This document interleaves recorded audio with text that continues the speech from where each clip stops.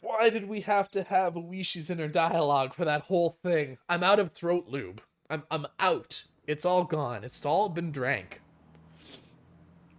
The informant, named Sato-san, had me get into his car before he set off. He favored narrow roads and made numerous short left turns. Checking if we're being followed? Yeah, you know a lot about this. Checking to see if you were being tailed by making left turns was a rather classic technique. If it was just a single pursuer, you could confirm it that way. But if you were being tailed as a team, this archaic method wouldn't let you shake them. Of course, doing it anyway was better than not. I didn't hear anything from the boss as to who you are, Akasaka-kun. Related to the police? Is there... Oh, okay. Alright. If you're familiar with checking for being tailed, the only other possibility I can think of is something like a private detective. If it's not something I have to say, I'd like to refuse to answer that question. My. Ever since we played Mahjong, you seem a lot more mature. I wonder where that hesitant person went from when we first met. I smiled wryly. Looking back now, I had to be a little grateful for being made to play Mahjong. Thanks to that, I was able to relieve some tension. Eventually, Sato-san, confirming that there were no cars following us, slipped outside the city. We were on a pitch-black country road, unable to see anything besides the lights outside. The only things I was able to hear were the hum of the car's air conditioning and the chirping of insects and frogs. I heard from the boss that you want to hear a bit about Hanamizawa Village, yeah? Like about the old houses known as the Three Families who control the place. Or that right now it's pretty much the Sonozaki family running things? If you know that much already, I'll cut out the introductions. Then, if you would, can you confirm or deny if the Onigafuchi Guardians is involved with the kidnapping of Minister Inukai's grandson? Sato-san checked the rearview mirror one more time to confirm there wasn't anyone behind us before speaking. Last night, the Sonozaki main house held a family council. Did you hear about it from the boss? No.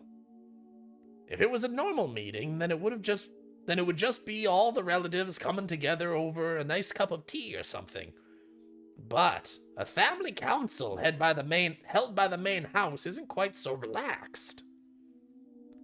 A family council held by the Sonozaki main house. Wow. Getting exhausted. My mouth's getting tired. That would be a meeting between those who truly controlled Hanamizawa Village. They wouldn't be talking about private family matters. It would be about the village as a whole. About organizing activities against the dam project. Among other things, everything would be decided there. In reality, they were deciding the fate of the village. At the head of the meeting was Oryu Sonozaki, more or less called Empress Sonozaki. As the ultimate decision-maker of the clan, she was to be feared and respected. Infirm with old age, she was often unable to stand on her own, but her words carried enough weight to sway the fate of the village. It seemed that lately she had grown weak, and on days where she wasn't feeling well, remained bedridden. Family councils that occurred while she wasn't feeling well took place with her on the floor. In the middle of a dignified Japanese-style room, still in a futon, only the upper half of her body sitting upright, a stern look on her face. That was Oryu Sonozaki. Sitting next to her was her heir, Mion Sonozaki. She was still young. No, young wasn't quite the right word. She was a girl who remained childish. Her role was to merely sit beside Oryu Sonozaki, sometimes responding to her requests. However, she was the only one deemed worthy to succeed Oryu. She had the same hawkish eyes, enough to give pause to anybody who so much as looked at them. Much was expected of her in the future, this granddaughter of the Sonozaki's leader. And, also on either side of her, sat several other important members of the remaining three families, the Kimiyoshi family, and the Furude family. First on the list of the Kimiyoshi family was, of course, the mayor of Hinamizawa village, Kiichiro Kimiyoshi, and lined up beside him were several more of his direct relatives. Opposite to them sat the other of the three families, the Furude family.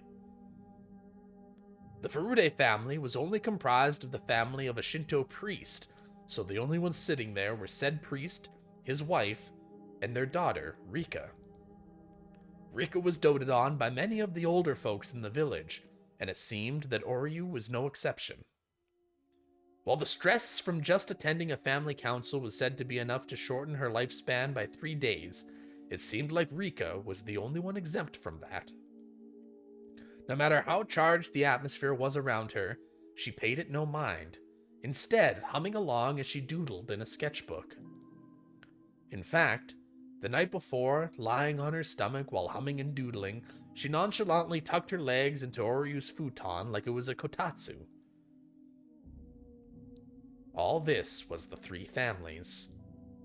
And all around the room, lined row upon row, were relatives of the Sonozaki family. The only ones who were afforded cushions to sit on were direct relatives. The others were left to sit in the seiza position directly on the tatami mats. Blah blah. With Empress Sonozaki enshrined at their center, they were almost like a giant snake coiled up around the room. It was decided that everybody would sit in order of their rank. The number of people from the Sonozaki family was overwhelming. The fact that the Sonozaki family held so many seats at a meeting where everything pertaining to the village was decided made determining where the balance of power was held in the three families as clear as day. That's a fuck of a run-on sentence, Jesus! The number of members in attendance from each of the families directly reflected how much influence they had in ruling Hinamizawa. What was talked about at that meeting? Sato-san, after remaining silent for a while, quietly began to speak.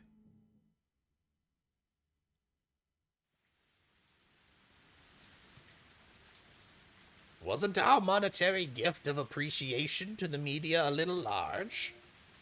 Breaking the long moment of silence was the head of the Kimiyoshi family, Kiichiro Kimiyoshi. The Onigafuchi Guardians wasn't a business. They were nothing more than a private organization pushing for the cancellation of the Hinamizawa Dam project, with no reliable source of income. Fundraising had always been a problem.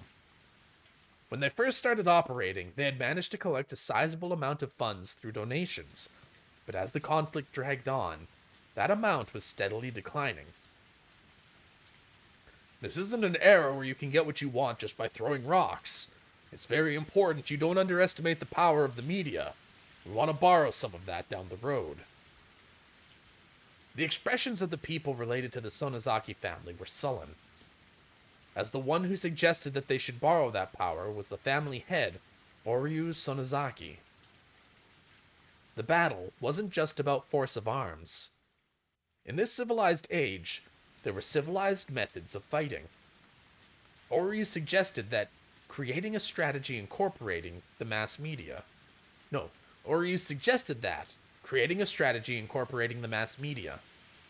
Oryu's foresight was spot on, and the effects of that plan, while at first unclear, slowly began to manifest. If the physical confrontation at the construction site was meant to delay progress on the dam by even 1 day, then the propaganda war using the media was aimed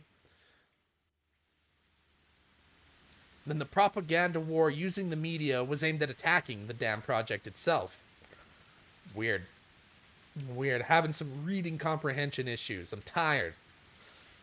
At first, there were those who had doubts about that strategy, but there was nobody now who called those results into question. But in order to maintain those media ties, a colossal amount of money was required. As long as the amount of funds they had was abundant, things would turn out fine. It couldn't be argued that it was a massive expense, but the results spoke for themselves. But, with the conflict continuing to drag on, The circumstances had changed.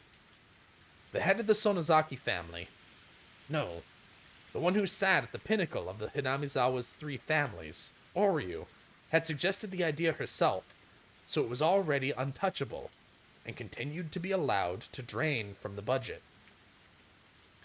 Nobody acknowledged that it should be so allowed, but nobody could say anything. That was the price of dealing with the mass media. What do you think, Oryu-san? The only person who could object to a plan proposed by the head of the Sonozaki household herself was probably Mayor Kimiyoshi. Oryu, with a hard-to-define expression on her face, as if she had severed herself from the fetters of mortal emotion, simply listened quietly to Kimiyoshi's words. But really, it was hard to tell if she was quietly listening, or didn't even have the intention of listening at all. Last year, we went through a lot of trouble getting people to wrap their heads around the price hike on the bulletins we were putting out. We convinced them it wasn't just the one time. It just wouldn't do if we had another one this year. Right, Furude-san? The mayor looked to the priest and his wife from the Furude family for affirmation. The priest gave a vague expression, avoiding a prompt response. But his wife gave her answer without a second thought. That's right. The cost of the bulletins are a particularly harsh burden for the poorer families. Everybody is dealing with it for the sake of the village, but it's best we don't increase the prices anymore. The bulletin was, as its name implied, a bulletin published by the Onigafuchi Guardians. It outlined the Alliance's activities, ideals, and resolve, but you couldn't deny the contents were rather piecemeal. That bulletin's main goal wasn't to inform people, but rather was something to sell to businesses and people living in the village or connected to it, and using those sales to collect funds. In other words, it had become something of a tax. Of course, it didn't have to be... Oh my god. Of course, it didn't have to be said that this was one of the main sources of income for the Onigafuchi Guardians. Originally, purchase was supposed to be voluntary, but in Hinamizawa, it had silently become the opposite. In the neighboring towns as well, it seemed that many businesses were buying copies just to avoid butting heads with the Alliance. The priest whispered to his wife to not say anything unnecessary, but was struck down decidedly with a cold glare. Cowering from that glare, the priest shut his mouth. The priest's wife always held the power in their relationship. That was because she was the one who carried the Furude bloodline. The priest merely married into the family. He was nothing more than somebody who adopted the name just to join the three families. He should have been able to find a spot fairly high up in the hierarchy of things, but the lack of authority in his voice meant that he had still not gained any favor. Casting a backwards glance at her rather disparate parents, Rika continued to doodle whimsically without paying them any mind. Signaled by a look from Oryu, Mion brought her ear closer to her grandmother. There, something was said to her in a quiet voice. After responding with a couple questions, with a nod from Oryu, Mion looked around the room and conveyed her grandmother's words. There will be no freeze on the price increase for the bulletin. Kimiyoshi made a face like he had just bit into something unpleasant, but that expression quickly disappeared like it had never happened at all. But Mion-chan, I think you already know this, but the cost of the bulletin is by no means easily affordable. It's a burden carried by everybody in Hinamizawa. If we make people carry too much of that burden, it's possible we'll collapse from the inside. And who on the inside would start that collapse? Who? I didn't mean it like that. I'm asking who would be the first to buckle. Being cross-examined by a girl who still had fragments of her childishness remaining within her, the words stuck in Kimiyoshi's throat as he sunk into silence. Mion repeated her question once more, looking around the crowded room. Everybody refrained making eye contact to avoid being pierced by her gaze. The words she had spoken were unarguably said in proxy for Oryu. That's why, when Mion spoke them, they carried the same weight. But the look in her eyes was different. Like Oryu's, they had a hawkish gaze, strong enough that anybody looking upon them would freeze in their tracks and yield. But that gaze was without question one that belonged to Mion herself. As Mion would eventually inherit everything from Oryu, the day when she would stand up as a young and capable leader in her own right would come. Nobody wanted to believe otherwise for even a minute. That's why nobody even thought of Mion as just some sort of little kid. Kimiyoshi-san, nobody will lose their resolve over something like a price hike on the bulletin. Kimiyoshi, while grumbling a little bit, made a gesture as if to say he had no objection. The expenses related to the mass media will continue. If those expenses become too much, we'll have no choice but to continue the price hikes. Mion had rendered her judgment. Everybody bowed their heads, silently listening to her words. In the name of Mion Sonozaki, as acting head of the Sonozaki family, I hereby declare that all this shall be effective immediately. There shall be no objections, and any opposition shall be removed by force. The formal decree was read aloud, indicating her judgment. There would be no retrial, but there was a certain authority behind those words that even a courthouse couldn't compare to. If she was a judge, she would have banged her gavel, signaling that the matter was settled. Mion pulled out a large bell from inside her clothes and rang it. Everybody present could only prostrate themselves before the harsh sound of the bell. Well, that's a rather old-fashioned family council, isn't it? A young guy like you would probably find it hard to believe. In an antiquated place like this, these types of things have firm roots. It was exactly as Oishi had said. The old system of the three families had vanished, and now the Sonozaki family was running things by themselves. On top of that, their rule was borderline despotic. Was that the end of the meeting? No, there's more. I'll continue. Eventually, after the ringing of the bell ceased, there was a deafening silence. Within all of that, a lone man shuffled closer to Mion and whispered something in her ear. Mion asked several questions quietly in response. When she was satisfied, she motioned for the man to leave. The man who talked to Mion was a member of a gang that her father was the leader of.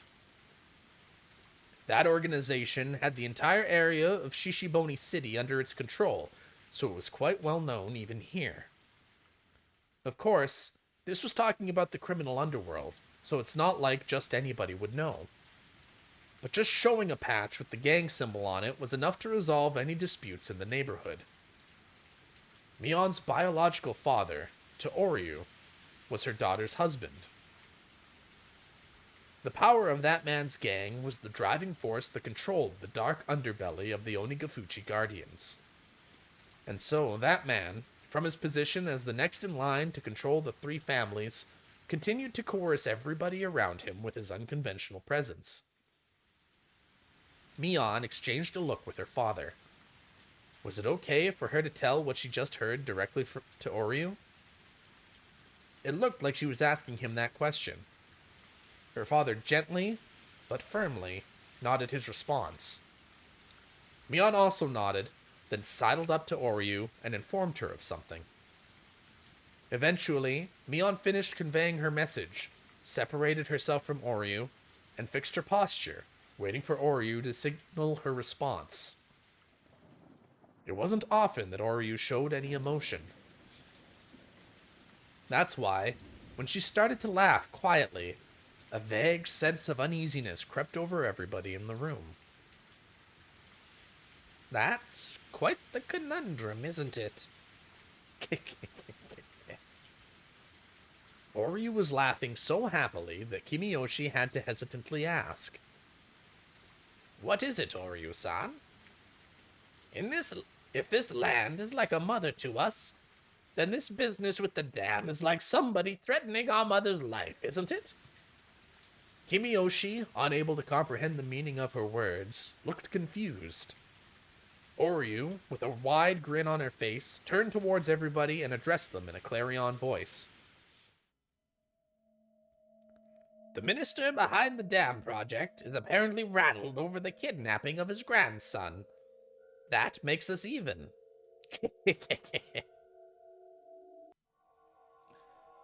That's absurd. Information on the kidnapping of Minister Inukai's grandson shouldn't have leaked from anywhere. How did they know? Even we didn't know much about the kidnapping incident. Exactly how did an antiquated household so far away from Tokyo come to know of it? It was a tranquil place, but I couldn't help but have an uneasy feeling about Hinamizawa Village.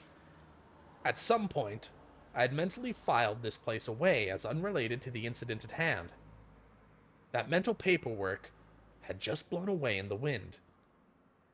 How did the Onigafuchi Guardians know about that? Sato-san, unable to come up with an answer, fell into silence. I'm sorry. Please continue. Sure. The Minister of Construction's grandson was kidnapped? Oryu-san, is that true?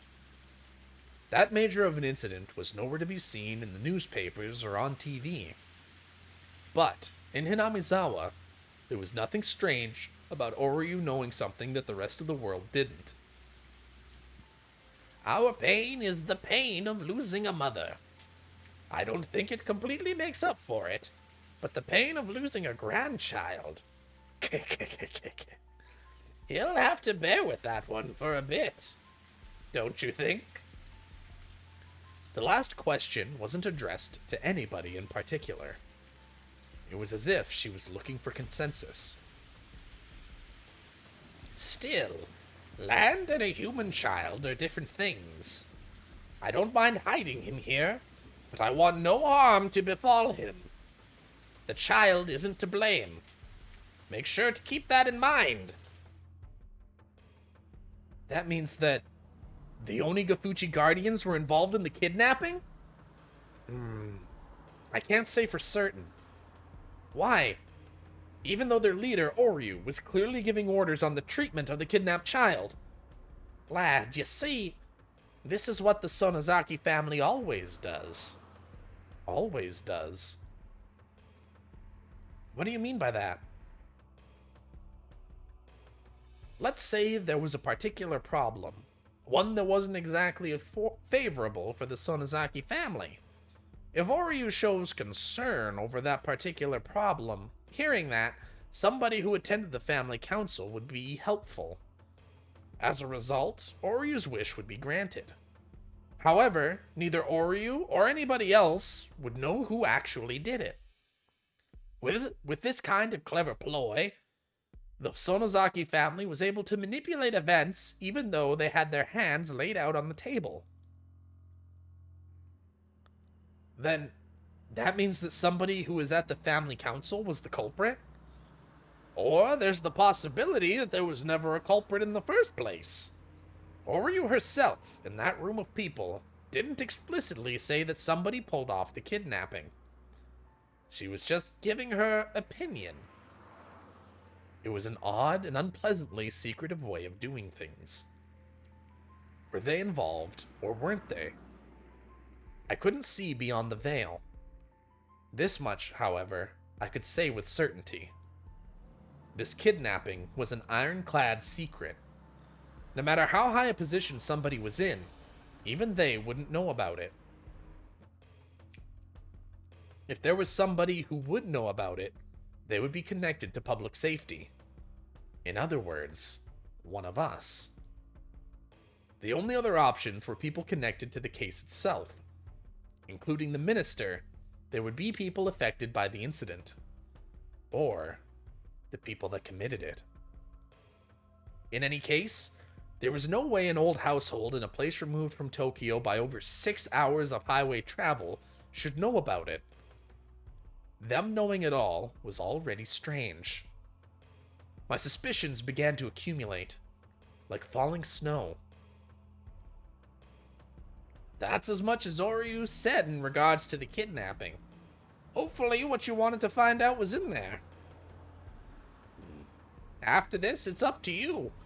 I don't know what kind of work you're doing, but if you're going up against the Sonozaki family, you'd best prepare yourself. Uishi might be fearless, but even he's been attacked 2 or 3 times. He hasn't been wearing it lately, but at one point he was wearing a stab-proof vest while off duty. Oh? Thanks for the warning. I'll be careful. You speak pretty well. Are you from Tokyo by any chance? Huh? What's your point? Investigators were always close to danger. It was best not to divulge any information on myself. Your job. Could you possibly be somebody from the Metropolitan Public Safety Division? I couldn't remain silent here. It would be the same thing as admitting it. Huh? No way! This wasn't accounted for in the money I got from the boss.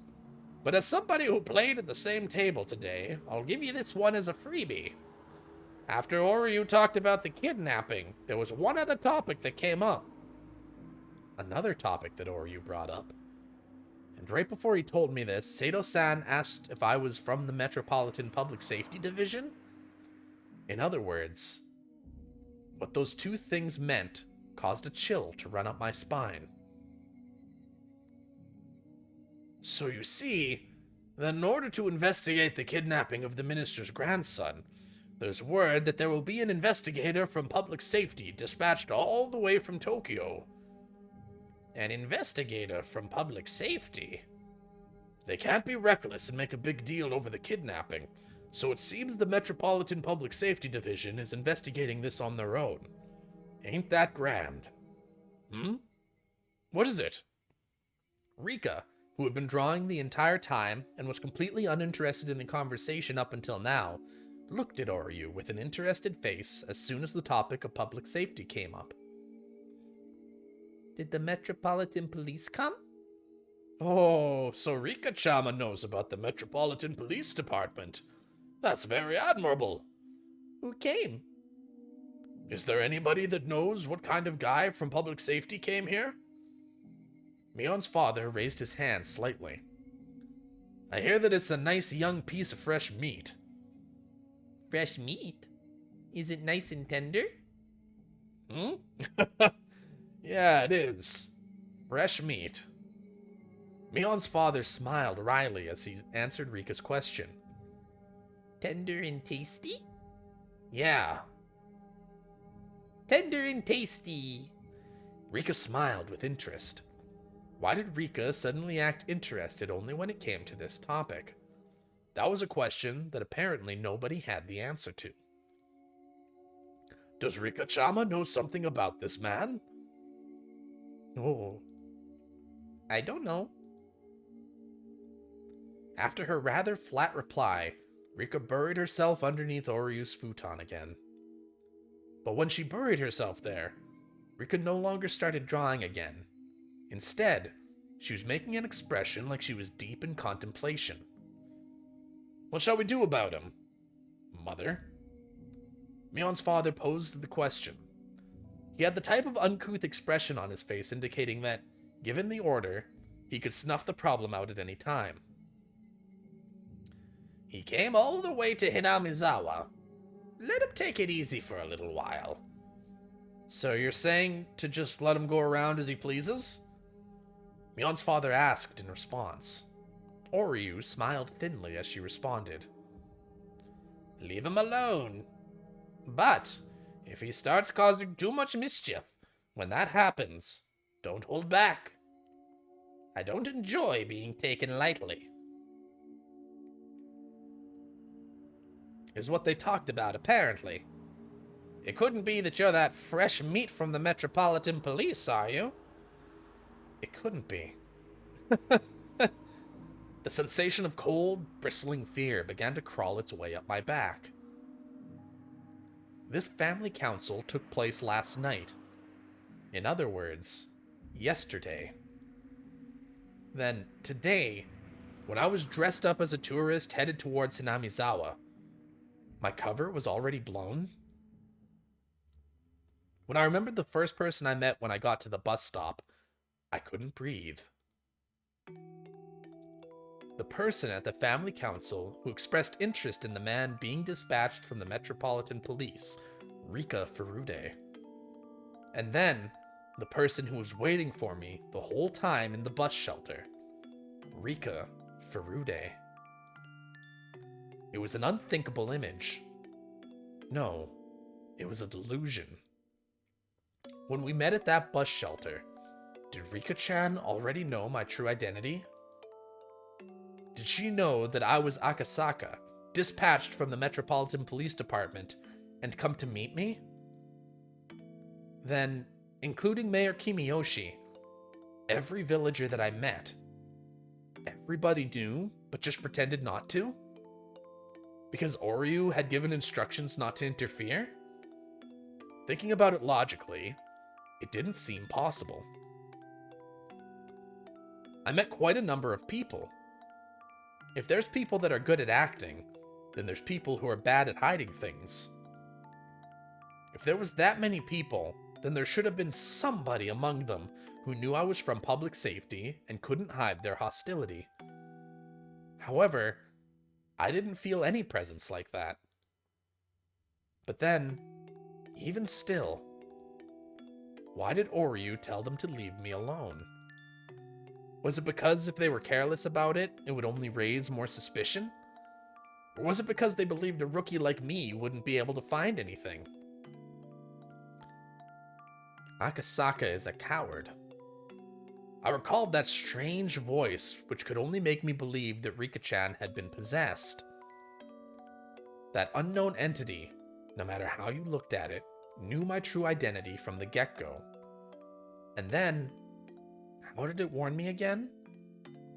That's right. It warned me to hurry up and go back to Tokyo. Instead of the realistic worry that the Onigafuchi Guardians had discovered my identity, the absurd worry brought on by the unknown girl stuck with me more. What exactly was that girl? What was the thing I would eventually regret? That mysterious girl, Rika Furude. Let's stop this. Everything I was thinking of right now was merely conjecture. Tomorrow, first thing in the morning, I'll report everything I heard right now to HQ and await further orders. There was no mistaking that the possibility the Onigafuchi Guardians were related to this case was there. And that the fact that my cover was blown meant I was in a precarious position. No. Stop. But as everybody at HQ was already extremely busy, they might not be able to spare the support. Is that everything? If you want, I can drop you off wherever you like. Ah, sorry. In that case, the station where we originally met, please. A rural road where even a streetlight was rare. I couldn't see anything. I wasn't aware of anything but the asphalt that was lit up by the headlights. Outside of that light, was it simply darkness? Or was there something lurking there, waiting to strike? I had to think I drew the short straw here. I wanted to go back to Tokyo. For some reason, the voice of the girl warning me to go back to Tokyo still lingered in my head. Oh! Well, damn. We're getting a lot of answers. A lot of answers, and those answers are just bringing up more questions. Tomorrow's going to be exciting. Tomorrow's going to be an exciting day. I can feel it. The investigation runs aground. Yeah. Yesterday when we met at the restaurant in Ginza, that topic popped up. That's overstepping their boundaries, isn't it? They're meddling too much with public safety. If they keep doing that, they're going to set a bad precedent. It seems that Minister Inukai is openly uncomfortable about the way public safety is doing things. The Vice Minister is probably going to say something to that effect during Monday's debate session. But what can you do? We can only have the Director address the Vice Minister. Yeah. That's why we pay him the big bucks. Well, if it comes to that, they're going to ask him for proof that the Minister's being threatened. Sometimes I don't know what side he's on. If he's not on ours, then what? Well, he's probably getting some pressure from the Minister. We'll probably just have to proceed with the investigation while he sweats it out on the Vice Minister's office and buys us some time. He might get so wrung out to dry that all that'll be left are dregs, though. So how's the investigation going? All the juicy leads I was pinning my hopes on turned out to be duds. Honestly, I'm at a loss. There are reports that the Hinamizawa Dam project has been showing up a lot lately in the minister's press releases, so what about that? Well, you say showing up, but it's really more of a very slight feeling that something's strange. He just happened to mention it during his speech at the XX Prefectural Forum, so it just might have been something that he was mentioning because it was relevant at the time. If I remember correctly, a local organization there was protesting quite violently, no? The Onigafuchi Guardians. I think Akasaka-kun was investigating that. I think those guys could possibly be behind what's happening now. Even if we can't say there's anything overly suspicious about them, it might not be prudent to remove them from the picture. Akasaka-kun reported in passing that he couldn't deny that possibility. Then isn't there merit in investigating them? We're going through everything with a fine-toothed comb, so if they're one of the suspicious groups that are left, we'll eventually have to. Well, they're not the only group we should investigate, right? If we're just talking about groups that are as suspicious as Onigafuchi, there's quite a few of them. We don't have the men, the time, or the money for it all. I'll try asking for more details from Akasaka-kun. I feel like we should be paying some extra attention to this Guardians. He's reported that he's established a rapport with the villagers. It also seems that he's collaborating with the local police. Keep your contact with Akasaka-kun on the down low. Also, if there's anything in his info that merits investigation, it's possible we can send reinforcements. Got it. Sorry, Chief Kataoka. There's a phone call from the director. Should I transfer it over here? No, it's okay. I'll head over there. Yes, hello? Ooh, things are getting spicy. What's in the box? What's in the box? What's in the box? What's in the box? Do you believe that there are choices in life? There are many people who lament the following. If there only existed points in life where there were clear choices to make, we would be able to scrutinize those carefully and make decisions that would lead us to a better future. Every time I hear people lament as such, I cast it off as a rather trivial worry. Even if you were given a clear choice, it wouldn't be meaningful at all, and there wouldn't be any path to a better future. Is this hard to understand? Then let's pretend that in front of you there are two strange boxes. In other words, you have two clear choices. Do you open the red box or the blue box? A lot of things would be uncertain even with that choice, wouldn't they? If you don't have the option of opening neither, then your choice boils down to the natural impulse of opening the box that holds the better result for you. Then, after examining the shape and features of each and pondering a great many things, you have to pick up either the red or the blue. If this was you, which box would you open? Red or blue? If you were to go by their traditional meanings, then red would be a dangerous, threatening color. However, that doesn't automatically mean that it would be calm and relaxing inside the blue box either. In fact, it might even be that the colors are a trap, make you wary of the red box and have you open the blue. A trap? Could it be the contents of the box aren't a reward, but rather a penalty? See? Now you're at a loss. You're so conflicted over the choice between red and blue that you've started wishing there was an option to open neither and just leave. But there isn't. You have to open either the red box or the blue box. Oh, I forgot to say this, but if you choose one box, the other will disappear. So you'll never know the contents of the box you don't open. I'll just put that rule at the end there for you. Now, why don't you choose the red box or the blue box? It's all right. You won't lose anything by picking either one. Come on now.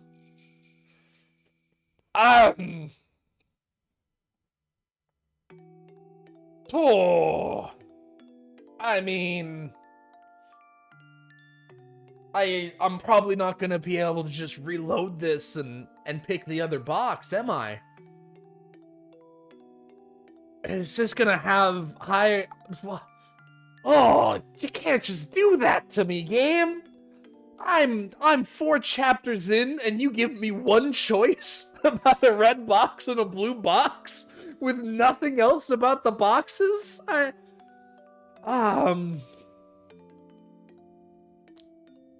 don't. One second. One sec. Is Matrix pills.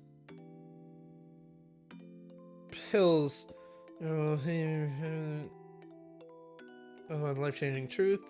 Remaining blissful ignorance represented by the blue pill. Okay, we're going by Matrix logic, and I am going to open the red box and see how deep the rabbit hole goes. Have you thought about it? In the end, you chose this color, didn't you? As soon as you chose, the other box disappeared. So you can give up on the contents of that one, okay? That's the rule. Now, open up the box you chose. Inside the box, there was a piece of caramel. I know you're a little disappointed. Well, that's only natural. No matter how you look at it, it looks like you drew the dud. The correct box might have had a bar of chocolate in it for all you know. No? In fact, something incredible like a pair of tickets to Hawaii might have been in there. But even if you wanted to verify that, the other box has already disappeared. There's no way you can check now. But if you think about it from an optimistic point of view, just maybe, the other box was empty, and this box was the winner. And being satisfied, or perhaps not, with such a cheap prize, you pop it into your mouth and start chewing it happily. So, what do you think in the end? If you were given a second chance, would you try to open the other box? But unfortunately, the chance to choose between the red box or the blue box is come and gone, never to be seen again. The chance to change your selection will never come. Don't your parents often say, every choice you make in life only happens once, so choose carefully? See? Choices aren't that great after. Fuck you!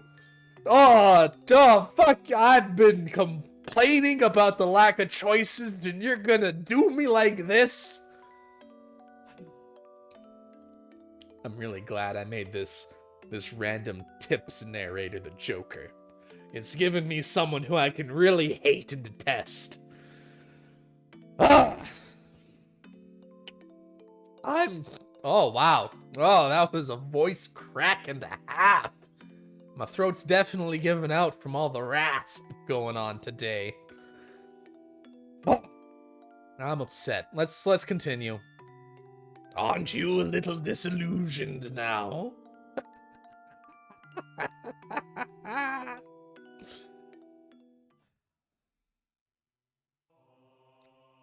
So we've got to see if it lets me choose another box, right? There's no way. If this game were proper, it wouldn't let me just go back in and choose the other box.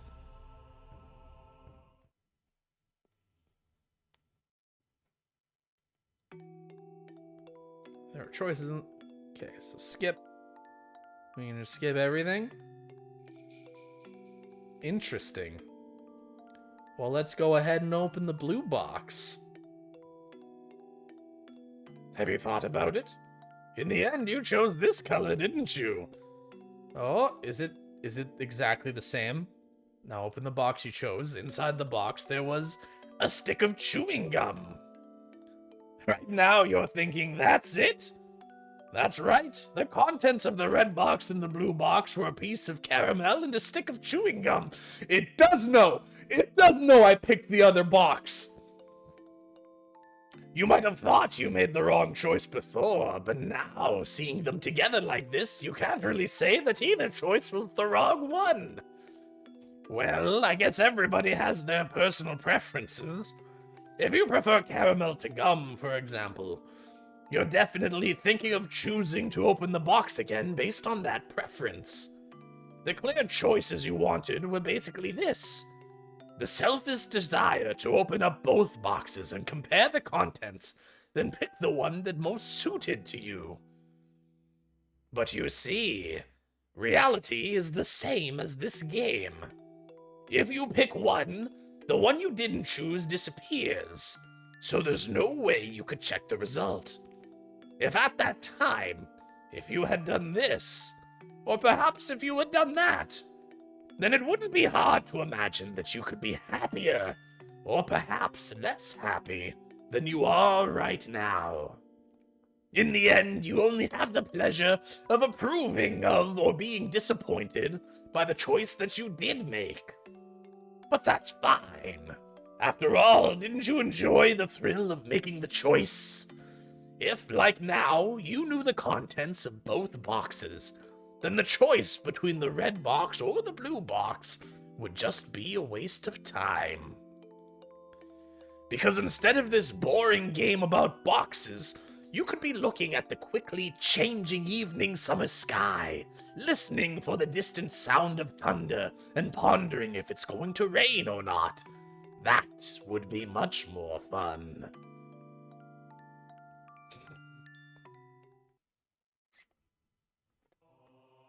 Motherfuck.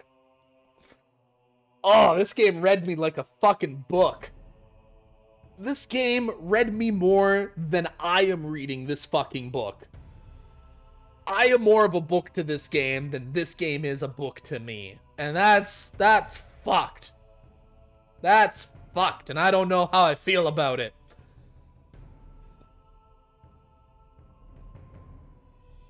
What if I go back in one more time?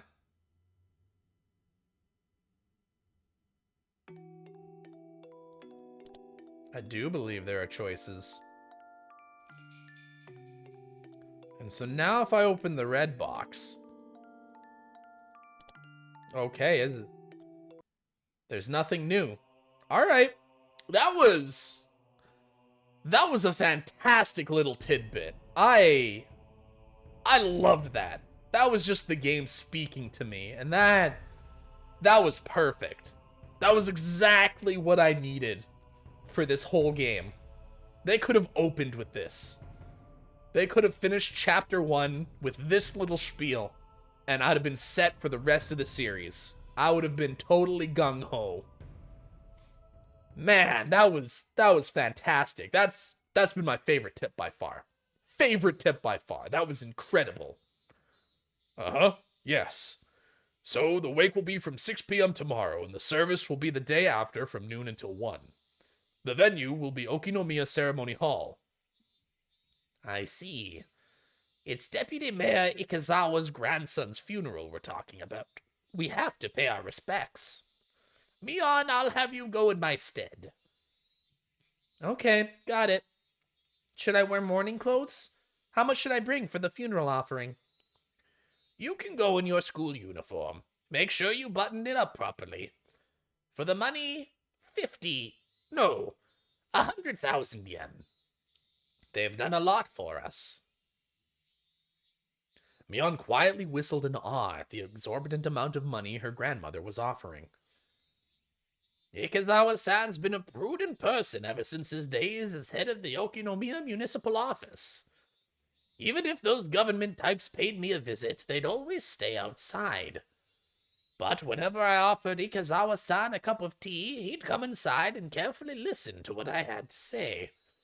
He always lent a proper ear to what people had to say. Nothing others should learn from a person like him.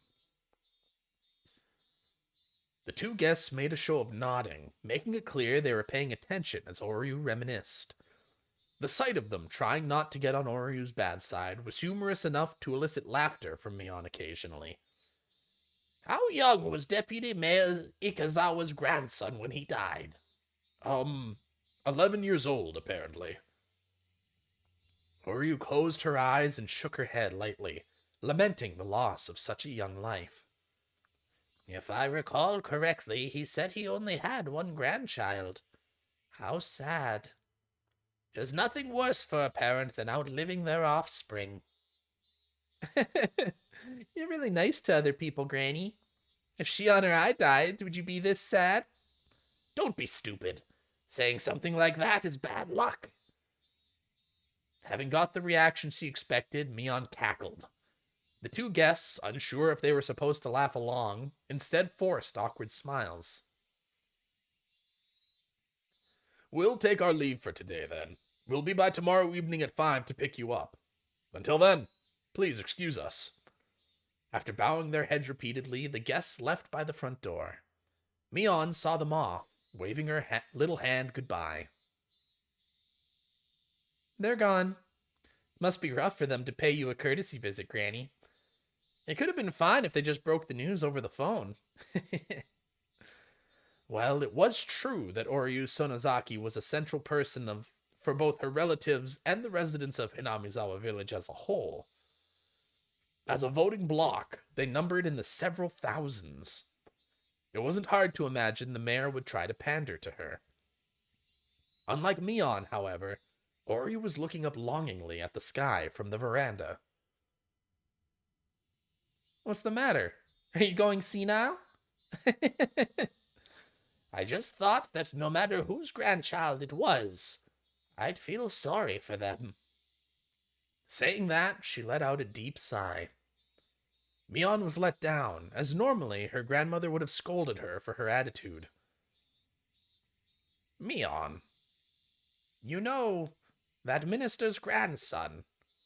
How long has it been since he was abducted? 4 days, maybe? Oryu let out another deep sigh. He may be the grandchild of our bitter enemy, but I still feel sorry for him. Really? That's enough of a warning. We should bring this to an end soon. The playful expression drained from Mion's face, leaving behind a stern one. And then, as if to ascertain Oryu's will, looked into her eyes. Oryu, expressing her intention with only those eyes, looked back into Mion's. I want some tea. Could you call for some? Some of that chocolate, too. Mion gave a small nod, then turned around. Chimiko-san, are you there? Grandma wants some tea. Could you prepare some? From far away, a voice responded in the affirmative. Mion, after confirming she'd been heard, picked up the phone and began dialing. Hello? This is Mion. Yeah.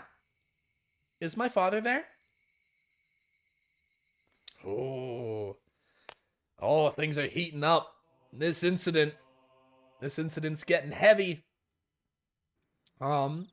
But that is where I am going to call it a day. I hope you guys enjoyed the stream. If you did, please consider giving me a follow. Every single follow helps, and I appreciate every single one. I stream every Monday through Friday at 7:30 p.m. Pacific time to around now, 10:30 p.m. Pacific time. Not always, but around now. And I hope to see some of you again. If you're watching on YouTube, please consider liking this video and subscribing to the channel. Also, leave a comment down below. Have you started to put any of the pieces together? What do you think's going on? What kind of theories have you crafted up? Let me know down below. I will try and read all of them. I promise. Down in the description, you'll find my followables. You'll find my Twitch, as you just heard me saying to the people who are watching on Twitch Live right now. I stream every Monday through Friday, 7:30 p.m. Pacific time to 10:30 p.m. Pacific time. And I would love if some of you guys on YouTube wandered on over and hung out with me for a day. It's 3 hours of your day, and I like to create a nice, chill, conversational atmosphere. I would love to have your company, so I hope that you might consider stopping by. Also, you'll find my Twitter. I'm not really good at using Twitter, but feel free to go and follow me there. I'm trying to post there more, and as more people start following, I'll probably start posting more and more, and it'll be a nice little cycle of growth, as it were. But I think that's all of the shilling I have to do for this video. So yeah, for those of you on YouTube, I will be back tomorrow, noon, 12 p.m. Pacific time, with a brand new video. And for those of you on Twitch, once again, I will be back tomorrow, 7:30 p.m. Pacific time, streaming more Higurashi Chapter 4. But until then, I will catch you all next time. Ciao for now.